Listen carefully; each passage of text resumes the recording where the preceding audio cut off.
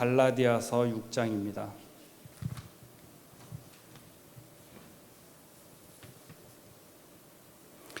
갈라디아서 6장 1절에서 5절까지의 말씀.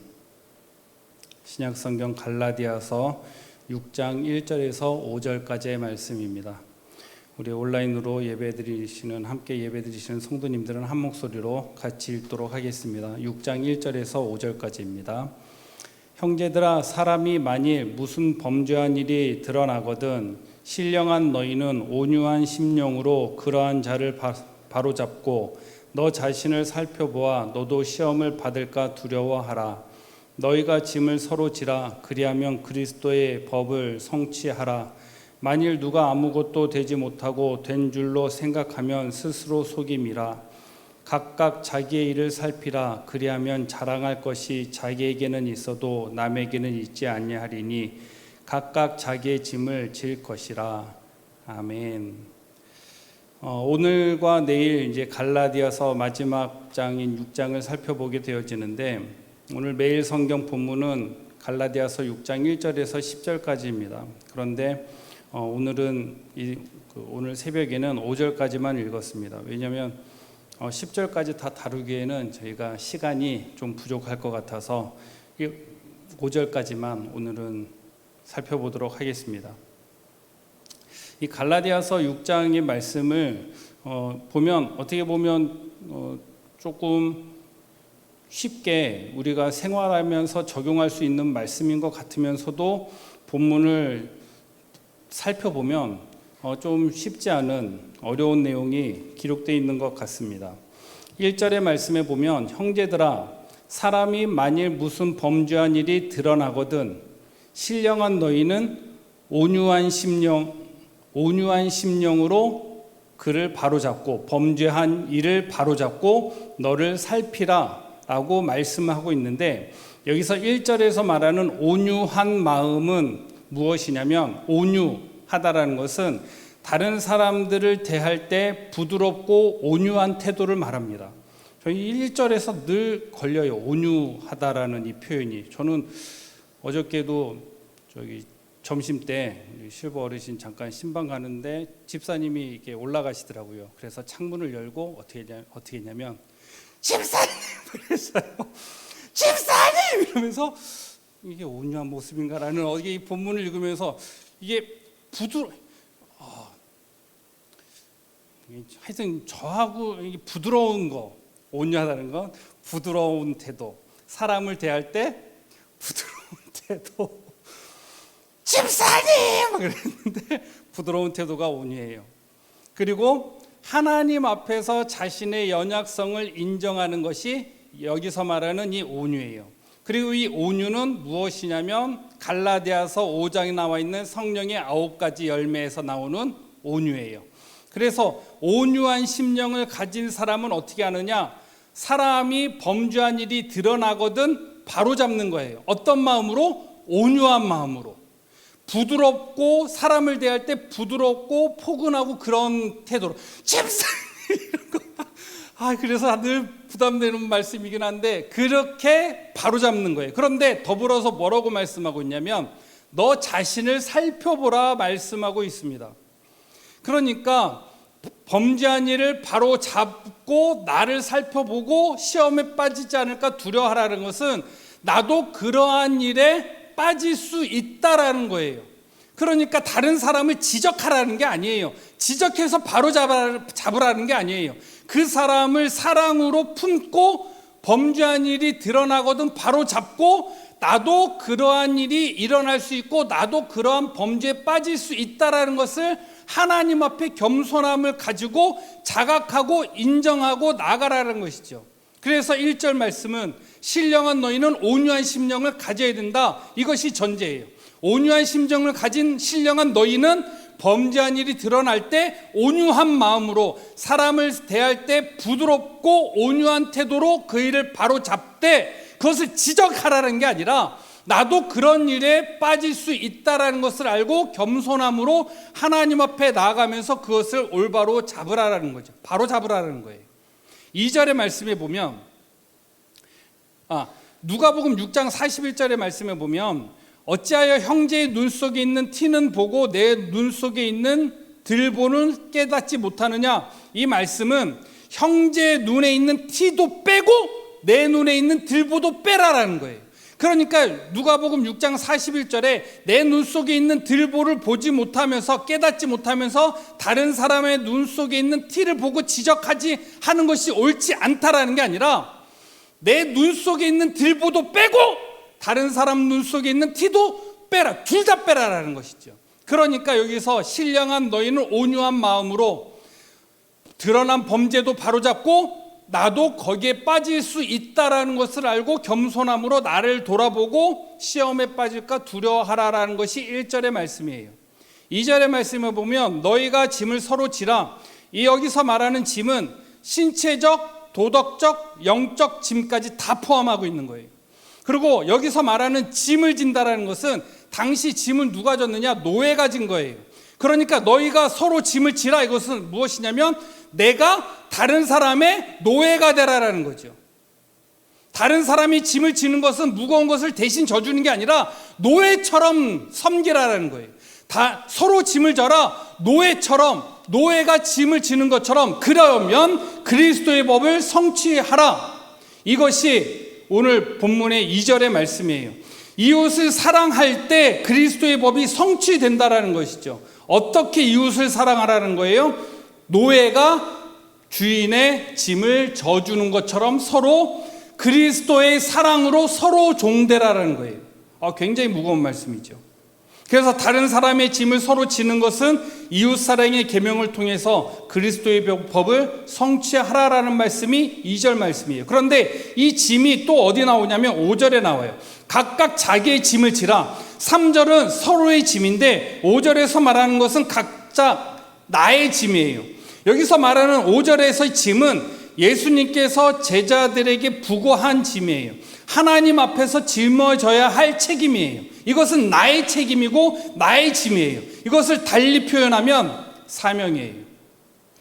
2절에서는 서로의 짐, 내 이웃의 짐, 공동체 이웃의 짐, 그것을 서로 지고 노예가 짐을 지는 것과 같이 사랑으로 그의 짐을 같이 짐으로 인해서 그리스도의 법을 성취하라 말씀하시는데 5절에서 각각의 자기의 짐은 뭐냐면 하나님 앞에서 내가 지고 있는 짐, 내가 하나님 앞에 지고 있는 사명, 그것이 5절의 말씀이에요. 그래서 5절은 나에게 주어진 사명이다라는 것이죠.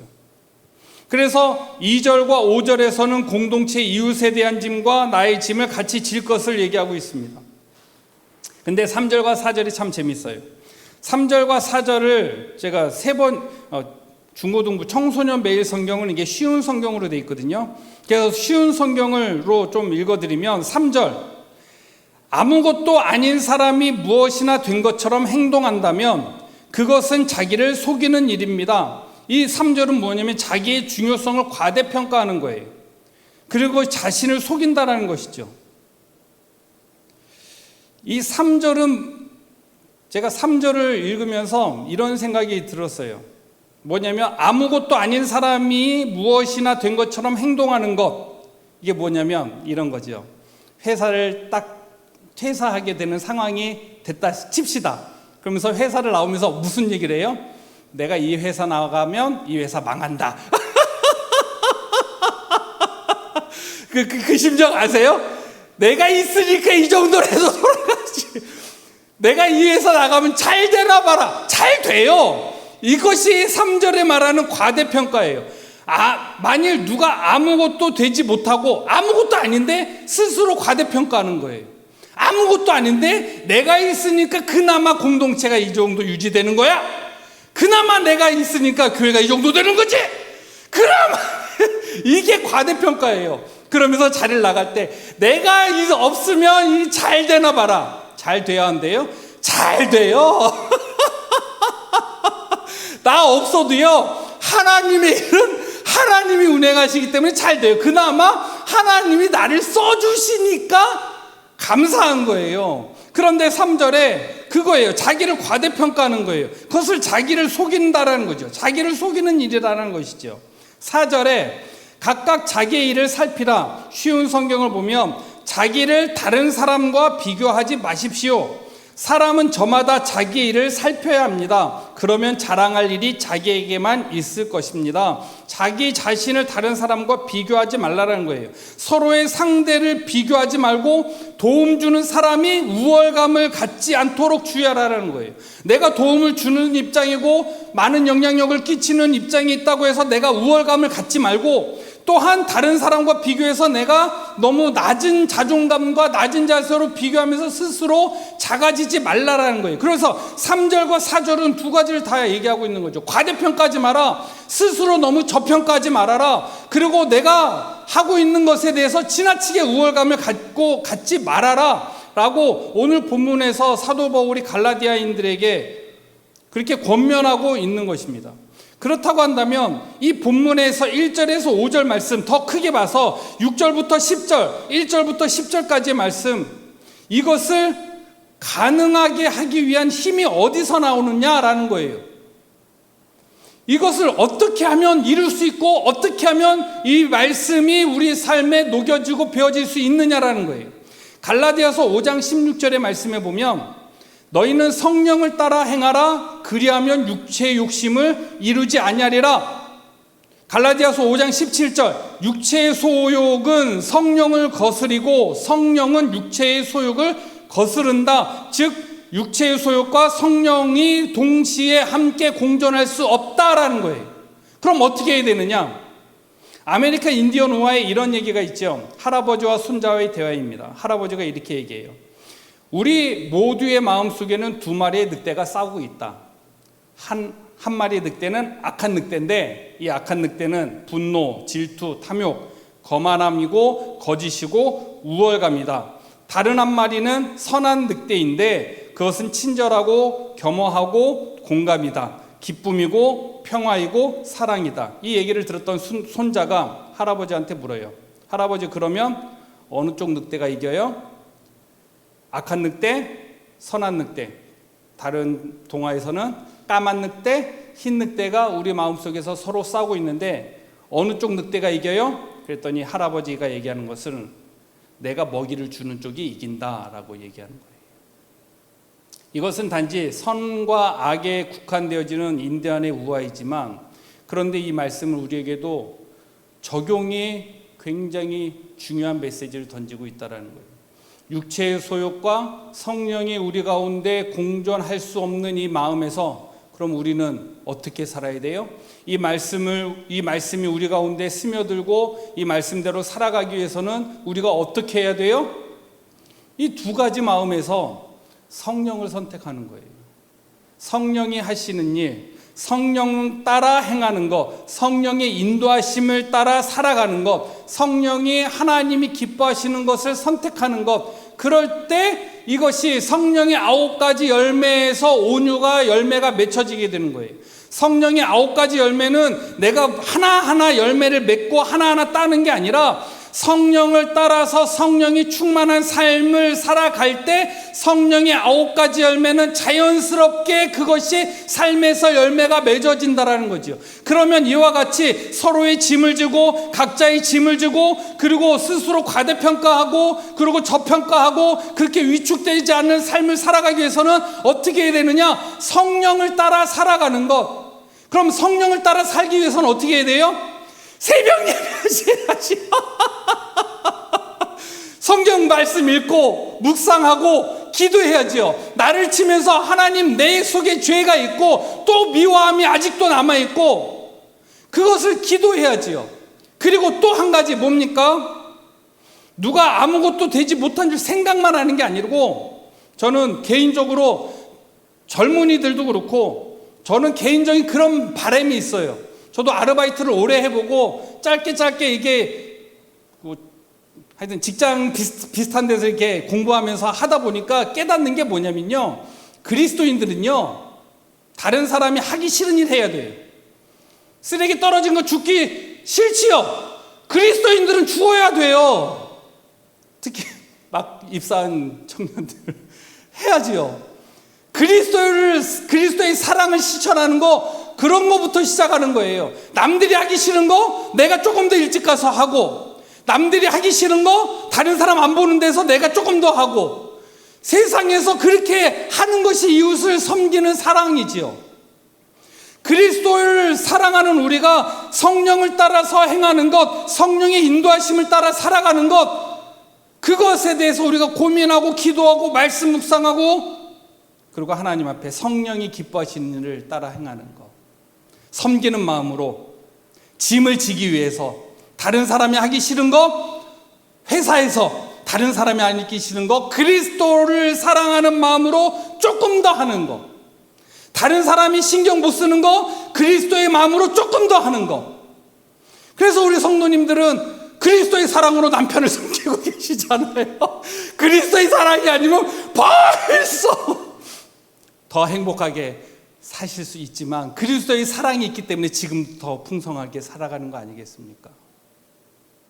최근에 제 주위의 사람들, 결혼했던 분들 얘기 들어보면 상대적으로 평가해 보니까 그래도 교회 다니시는 분들이 더 화목한 모습들을 많이 발견하게 돼요. 안 믿으신다고요? 믿으십시오. 성령을 따라 행할 때 우리는 이 갈라디아서 6장에 말씀하고 있는 것들을 이루어지게 되어지는 거예요. 자연스럽게. 오늘 하루 살아갈 때 성령의 힘을 힘입어 성령과 함께 힘있게 능력있게 각감으로 인하여서 각자의 짐을 서로 지는 사랑의 은혜, 나에게 주어진 그 사명, 각자의 짐을 지는 그런 은혜, 그리고 나를 너무 과대평가하지 않고 우월감 갖지 않냐고 하나님 앞에서 겸손함으로 살아갈 수 있는 그런 은혜가 우리 가운데 있기를 소망합니다. 기도하겠습니다. 하나님 아버지, 우리에게 성령의 능력을 허락하여 주시고 성령의 행하심을 따라, 성령의 인도하심을 따라 살아갈 수 있는 복을 허락하여 주시옵소서. 성령의 사랑, 성령을 따라 행함으로 성령의 열매가 맺어지게 하여 주시고, 하나님 우리를 통하여서, 신령한 우리를 통하여서 하나님의 사람들이 세워져 나가는 귀하고 복된 하루가 되어지게 하여 주시옵소서.